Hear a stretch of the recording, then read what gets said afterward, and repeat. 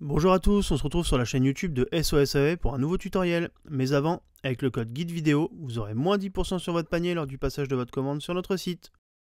Aujourd'hui, nous allons voir comment changer le bloc écran du S22 Ultra 5G, qui vous demandera 50 minutes de votre temps et une difficulté de 3 sur 5. Commencez par éteindre le téléphone, puis appuyez sur le S Pen pour l'éjecter du téléphone. Faites de même à l'aide de l'outil SIM pour éjecter le tiroir SIM du téléphone.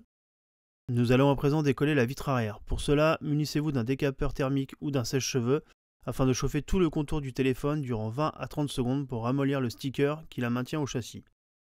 Appliquez la ventouse sur le bas du téléphone, puis, tout en tirant sur celle-ci, insérez le médiateur en métal troué dans la partie basse du téléphone entre la vitre arrière et le châssis de l'écran, pour créer un point d'insertion afin de remplacer le médiateur en métal troué par ceux en plastique.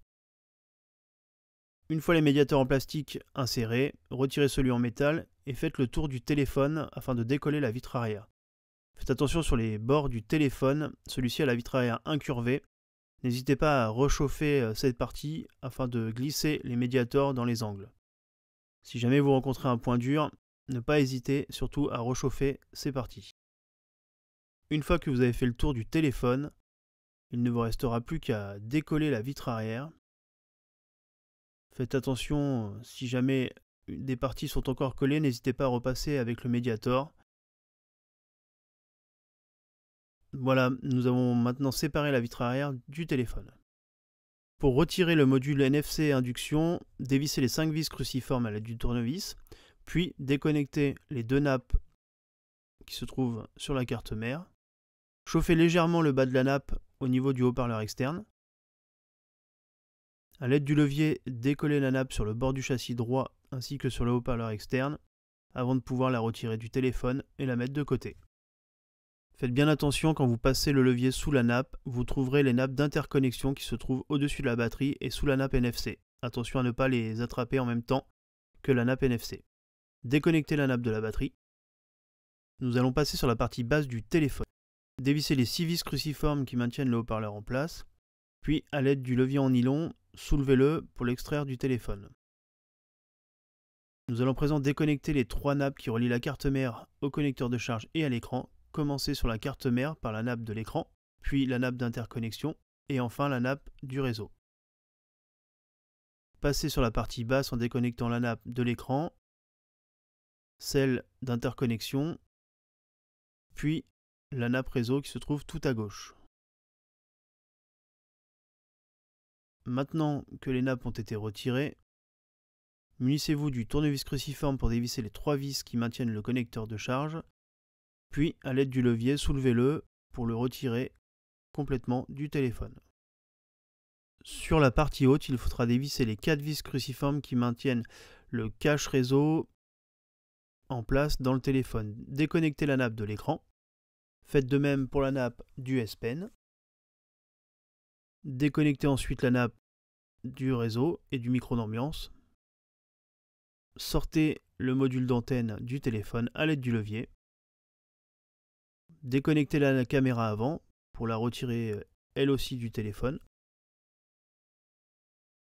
Il ne vous restera plus qu'à sortir la carte mère en la soulevant légèrement à l'aide du levier et en venant l'attraper par le haut pour la faire glisser de façon à ce qu'elle passe sous les nappes. Nous allons à présent chauffer légèrement la partie de l'écran où se trouve la batterie pour ramollir le sticker qui retient la batterie dans le téléphone. Vous pouvez, à l'aide du médiateur en métal, faire levier sur le bord de la batterie avec le côté plat du médiateur afin de ne pas endommager la batterie. Vous pouvez aussi utiliser la carte en PVC pour passer sous la batterie afin de la décoller plus facilement. Il ne reste plus que l'écouteur de l'oreille à retirer, pour cela dévissez les 2 vis cruciformes qui le maintiennent en place. Il suffira juste de le soulever à l'aide du levier pour l'extraire du téléphone. Pour ne manquer aucune de nos vidéos, n'hésitez pas à vous abonner et à activer les notifications. Nous allons à présent remonter toutes les pièces dans le nouveau bloc écran. Commencez par l'écouteur de l'oreille, installez-le sur le haut de celui-ci et revissez les 2 vis cruciformes pour le maintenir en place. En ce qui concerne la batterie, nous allons utiliser les stickers universels que nous avons séparés coupez à la taille de la batterie, puis appliquez au dos de celle-ci. Appuyez bien sur les stickers pour qu'ils adhèrent au dos de la batterie. Retirez les protections afin de rabattre la languette noire sur le dessus de la batterie.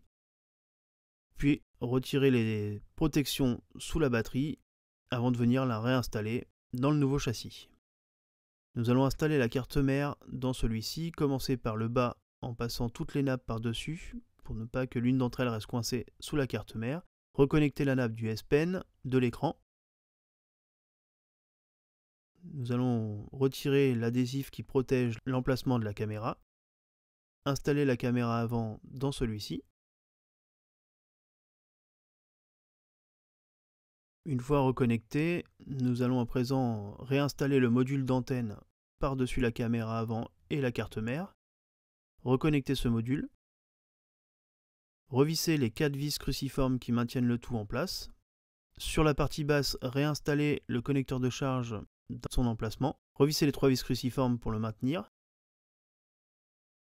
Nous allons à présent reconnecter les 3 nappes. Commencer par la nappe réseau, puis la nappe d'interconnexion, et enfin la nappe de l'écran. Nous allons reconnecter dans un premier temps la partie basse. Installer le haut-parleur externe par-dessus le connecteur de charge et revisser les 6 vis cruciformes qui viennent le maintenir en place dans le téléphone. Nous allons à présent passer sur la partie haute, reconnecter la nappe réseau sur la carte mère, puis la nappe interconnexion et enfin la nappe de l'écran. Pour finir, connecter la nappe de la batterie, car celle-ci ne sera plus accessible une fois la nappe NFC induction remise. Placez la nappe NFC induction par-dessus la carte mère, revissez les 5 vis cruciformes qui le maintiennent en place. Appuyez sur le bas des nappes afin de recoller cette nappe sur le haut-parleur externe et sur le boîtier du S Pen et reconnectez-les. Retournez le téléphone, nous allons à présent faire un test pour voir s'il fonctionne bien avant de coller la vitre arrière. Si tout fonctionne bien, vous pouvez le rééteindre et passer à la suite. Appliquez un léger filet de colle sur tout le contour du téléphone. N'hésitez pas sur les bords à en mettre un petit peu plus. En ce qui concerne ce tutoriel, nous avons changé la couleur du téléphone et la vitre arrière était cassée. Donc nous avons dû retirer les protections de la nouvelle vitre arrière. Mais si jamais vous utilisez la vitre arrière d'origine, il faudra quand même mettre la colle. Une fois la colle appliquée, installez la nouvelle vitre arrière, réinsérez le tiroir SIM et le S Pen dans le téléphone. Puis, laissez sous presse le téléphone environ une bonne heure avec des pinces ou sous des livres souples avant de pouvoir l'utiliser. Nous avons dû retirer aussi les films de protection de la nouvelle vitre arrière. Et pour finir, nous avons refait un test pour voir si le téléphone était fonctionnel et nous avons retiré aussi le film de l'écran. Merci d'avoir suivi ce tutoriel, c'est maintenant terminé. Retrouvez-nous sur la chaîne YouTube de SOSAV et nos différents réseaux sociaux. A bientôt pour de nouvelles vidéos.